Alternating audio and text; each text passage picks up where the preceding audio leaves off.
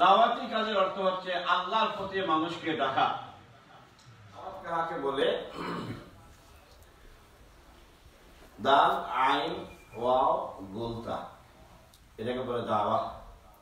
আরবিতে বলে দাওয়াত, আর উর্দুতে আমরা বলছি দাওয়াত। এখানে আবার লম্বাটা আসবে, তাইলে আরবি আর উর্দুর মধ্যে একটু বেশ কম আছে, ওই শেষের অক্ষরটা নিয়ে তা নিয়ে। দাওয়াত শব্দের অর্থ হচ্ছে পৌঁছানো, ডাকাডাকি করা, ডাক দেওয়া, ডাক শোনা। একজন ডাক দিল, আপনি শুনলেন, কেমন? এভাবে করে ডাক দেওয়ার নাম হচ্ছে দাওয়াত। আবার ডাক হচ্ছে কয়েক ধরনের ডাক আছে।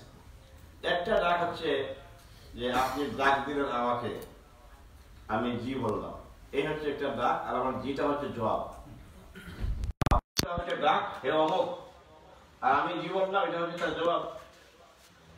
আরেকটা ডাক হচ্ছে জবাব জি মুখে বললে হয় না, ফিজিক্যালি হাজিরা দেওয়া লাগে।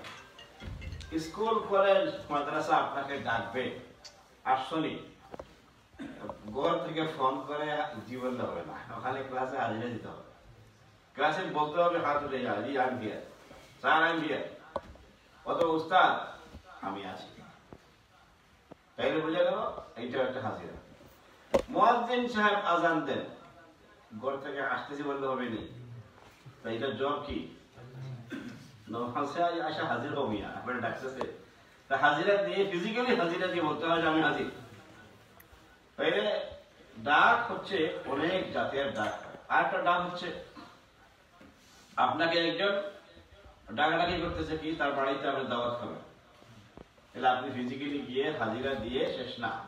যদি কোন যে আমি আসছি হাজিরা দিলাম আমি চলে যাচ্ছি, হবে নি না, ওটার উদ্দেশ্য হচ্ছে হাজিরা না, ওটা হচ্ছে আইসে বসে খাইতে হবে আমার বাড়ি।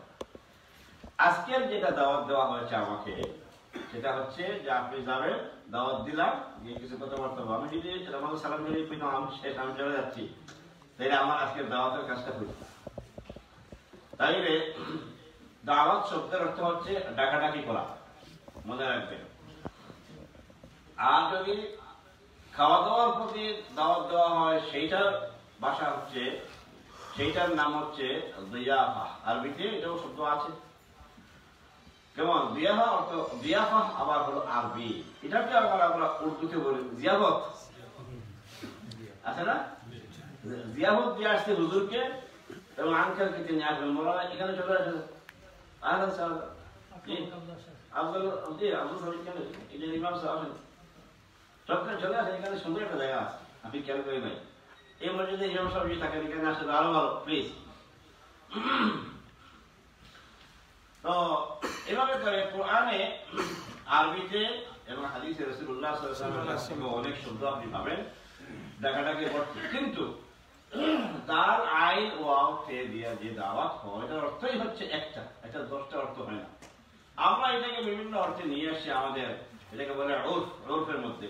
কিন্তু আল্লাহ তাআলার নামে যে ডাক দেওয়া হবে, আমি যে আয়াতটা পড়ছি, ওমান আহসানু কাওলাম মিম্মান দাআ, যে ব্যক্তি আল্লাহর পথে মানুষকে ডাকে, তার ডাকাডাকির এই কাজ, সে মানুষটা কোনোদিন ভালো এটা করে, বলতেছেন যে তার ডাকাডাকির এই কাজটা কত না উত্তম কাজ, কত না উত্তম কাজ।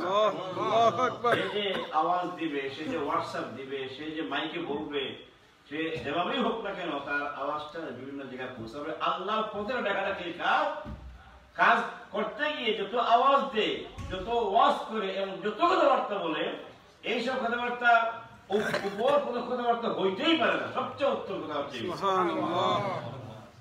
তাইলে আজকে বলছিলাম নামাজ পড়ে চলে যেতে পারতেন, কিন্তু সবচেয়ে উত্তম কথাবার্তা শোনার জন্য আপনারা বলে গেছেন। এর অর্থ এটা নয়, ভুল করবেন না যে আমি আজকে উত্তম কথাই বলবো আর আপনারা আমার কাছ থেকে শুনে যাবেন না, আমি উত্তম কথা একবার বলতেই পারি, এমন কোন জিনিস না। বরং আমরা উত্তম কথা উদ্দেশ্যে শুরু করেছি, মাহফিলটি, আশা করি আল্লাহ রাব্বুল আলামিন আমাদেরকে দিয়ে উত্তম কথাগুলো বলাবেন ইনশাআল্লাহ। তাইলে আপনাদের সম্মান অনেক বেশি, আমাদের সবার সম্মান অনেক বেশি, যে উত্তম কথা শোনার জন্য, উত্তম কথা বলার জন্য আমাদের মতো একটি গ্রুপকে আল্লাহ রাব্বুল আলামিন আজকে এখানে দাওয়াত করেছেন। এই জন্য আপনাদের শুকরিয়া জানাচ্ছি, জাযাকুমুল্লাহু খাইরান।